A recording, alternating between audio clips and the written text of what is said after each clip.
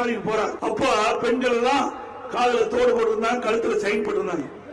அப்ப பார்த்தாரு உதயநிதி ஸ்டாலின், போட்டுட்டு அடுத்த கூட்டத்துக்கு வரும்போது இதெல்லாம் இருக்கக்கூடாதுன்னு என்னமோ நினைச்சாரே என்னமோ தெரியல. தாய்மார்களே, சகோதரிகளை ஏற்கனவே அறிவித்து விட்டார் திரு ஸ்டாலின் அவர்கள். ஓடுங்க, உடனே காதில் போட்டிருக்க தொடக்க வேளாண்மை கூட்டுறவுல வைங்க, பணத்தை வாங்குங்க, செலவு பண்ணுங்க. இப்ப கூட மலைஞர்கள் பாக்குறோம், ரெண்டமா பேசிக்கிறாங்க.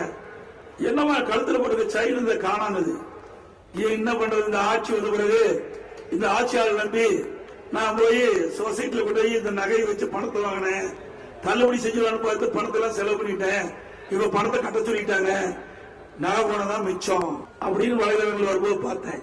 இதுதான் நிலைமை. நகை போச்சு. உதயநிதி ஸ்டாலின் மனசுக்குள்ள வச்சது சாச்சிட்டார்.